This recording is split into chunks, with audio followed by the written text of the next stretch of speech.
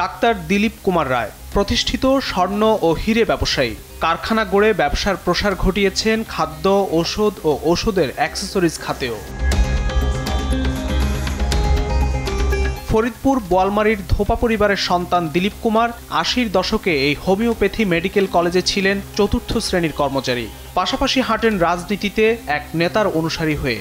এরপর দিলীপ কুমারের উত্থান যত না আকাশচুম্বী ততই রহস্যে ঘেরা। জয়কালী মন্দির এলাকার এই কলেজে হোমিওপ্যাথিতে ৩ বছরের ডিপ্লোমা করেই হয়ে যান ডাক্তার দিলীপ কুমার।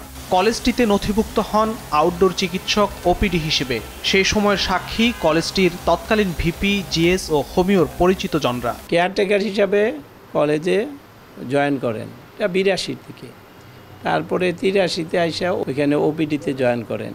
তারপরে এক সময় উনি আরএমও হয়ে যান। এর কিছুদিন পরেই আবার হোমিওপ্যাথিক বোর্ডের চেয়ারম্যান করা হয়। হোমিওপ্যাথি সমাজের ম্যাক্সিমাম ক্ষুব্ধ। তিনি প্রথম পর্যায়ে Bangladesh homeopathic medical college and হসপিটালের সেই জায়গায় কেয়ারটেকার হিসেবে তিনি চাকরি নিয়েছেন। তিনি তার পদ পদবি এবং রাজনৈতিক পরিচয় দিয়ে তিনি হোমিওপ্যাথিক বোর্ডের চেয়ারম্যান হয়েছেন। কলেজে ইনডোর চিকিৎসা ব্যবস্থা না থাকলেও ডাক্তার দিলীপ কুমার রায় রাজনৈতিক প্রভাবে হয়ে যান হোমিও জগতের একমাত্র আবাসিক চিকিৎসক আরএমও। এরপর ২০০৯ সালে দিলীপ কুমার হোমিও চিকিৎসক থেকে হয়ে যান বাংলাদেশ হোমিও বোর্ডেরই চেয়ারম্যান। আর কে সরায় তাকে? ৩ বছর মেয়াদী বোর্ডে দিলীপ কুমার রায় গুনে গুনে ৫ দফায় ১৫ বছর থেকে যান চেয়ারম্যানের পদে। অর্থের উত্থান নাকি এখান থেকেই শুরু। বোর্ডের যে বড় বড় যে নিয়োগগুলা হয়েছে বোর্ড রিলেটেড, যারা বোর্ডের বিশেষ করে বোর্ড অফিস এবং বিভিন্ন কলেজে যারা নিয়োগ দেয়, এবং প্রত্যেকটা নিয়োগের থেকেই কেন দিয়েছে এটা আমরা হয়তো অবুঝার নেই, কারণ বড় অঙ্কের অর্থ লেনদেনের মাধ্যমে হয়। বাবা ধোপা ছিলেন, ওনার দাদা ধোপা ছিলেন। শুনছি স্বর্ণের দোকানের, ঠিক আছে, ওনার বড় ব্যবসা আছে। আবার এই যে ভাটা এবং ইন্ডিয়াতে ৪-৫টা বাড়ি করছে। উনি যে এত টাকার মালিক কীভাবে? ২০০৯ সালে বোর্ড চেয়ারম্যান হলে শূন্য থেকে ফুলে ফেঁপে বাড়তে থাকে ডাক্তার দিলীপ কুমার রায়ের সম্পদ। রাজধানীর বাইতুল মোকারমে প্রায় কোটি টাকা মূল্যের 2টি দোকান কিনে গড়েন ব্যয়বহুল বিলাসী ব্যবসা গ্রামীণ জুয়েলার্স। এই মার্কেটেই গড়েন বিশাল ডায়মন্ডের শোরুম।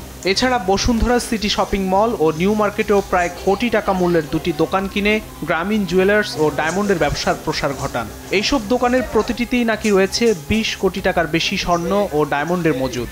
রাজধানীর মাতুয়েলে দিলীপ রায় প্রথম ব্যবসা হিসেবে প্রতিষ্ঠা করেন গ্রামীণ ফুডের এই বিশাল কারখানা।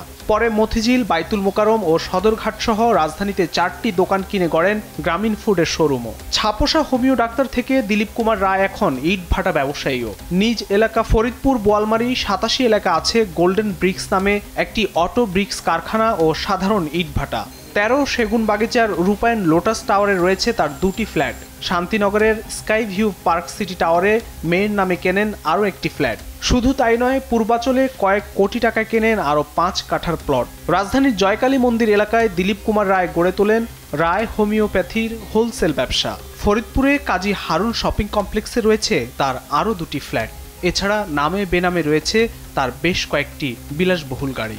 ধরেন আমার সেই স্বর্ণের ব্যবসা 2 জনের প্লেয়ার নিয়ে চলে গেছে, কানাডায় থাকে, ওই মধ্যম গ্রাম আর কি, ওইখানে বাইটাই করছে।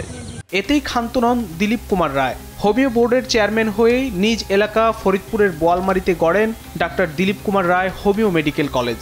বোর্ড চেয়ারম্যানের ক্ষমতার অপব্যবহার করে ডাক্তার দিলীপ তার কলেজের নামে নেন 4 দফায় 1 কোটি টাকার বেশি অনুদান, যেখানে সারা দেশে হোমিও কলেজগুলো অর্থাভাবে জর্জরিত। দিলীপ রায় মানিকগঞ্জে গড়েন ওষুধের অ্যাক্সেসরিজের কারখানা। এছাড়া ফরিদপুর বোয়ালমারীর ধুলপুকুরিয়ায় নামে বেনামে কেনেন কয়েকশো একর সম্পত্তি। ফরিদপুরে নিজ গ্রামেও করেছেন বিলাসবহুল বাড়ি।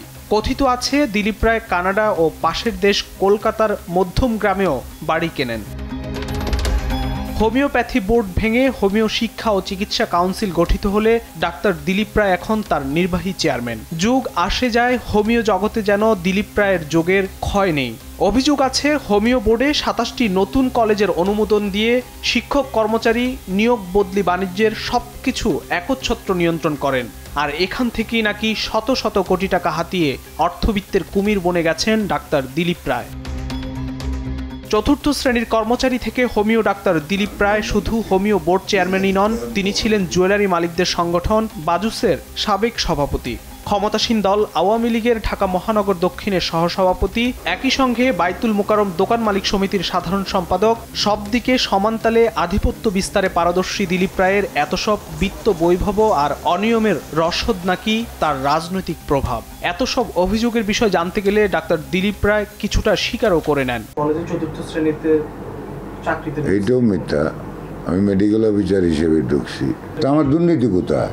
হোমিওপ্যাথি বোর্ডের বাজেট হলো 4 কোটি টাকা। তো যদি টাকা নিয়ে নিয়োগ দেয় আর মাগনা দেয়, মেধায় দেয়, এটা তো ডিসি দেবে, আমি নিয়োগ করতাম না। তো ট্রান্সপারেন্সি ইন্টারন্যাশনাল বাংলাদেশ টিআইবির নির্বাহী পরিচালক ইফতেখারুজ্জামান জানান, দুর্নীতির আশ্রয়ে এমন অর্থবিত্তের বিষয়টি সংশ্লিষ্ট কর্তৃপক্ষকে খতিয়ে দেখা উচিত। এই ধরনের উত্থানটা ঘটেছে, বিশেষ করে রাজনৈতিক প্রভাব, দলীয় রাজনৈতিক প্রভাব এখানে একটা মুখ্য ভূমিকা পালন করেছে। পুরো প্রাতিষ্ঠানিক প্রক্রিয়াকে এক ধরনের জিম্মি করে এই ঘটনাগুলো ঘটেছে। এবং এই ক্ষেত্রে যেহেতু দলীয় রাজনৈতিক প্রভাবের একটা সুনির্দিষ্ট তথ্য আছে, সেই কারণেই দুদক এটা এভাবে বিষয়টি নিয়ে যথাযথ প্রক্রিয়া অনুসরণ করতে ব্যর্থ হয়েছে কিনা, ঘাটতি সৃষ্টি করেছে কিনা, সেটাও কিন্তু দুদকেরও এই প্রশ্নের জবাব দেওয়ার জন্য দায়বদ্ধ বলে আমরা মনে করি। রাজনৈতিক পরিচয়ে কোনো দুর্নীতি হলে সেই বিষয়টিও নজরে আনার তাগিদ দেন ডক্টর ইফতেখারুজ্জামান। ফখরুল ইসলাম, দেশ টিভি, ঢাকা।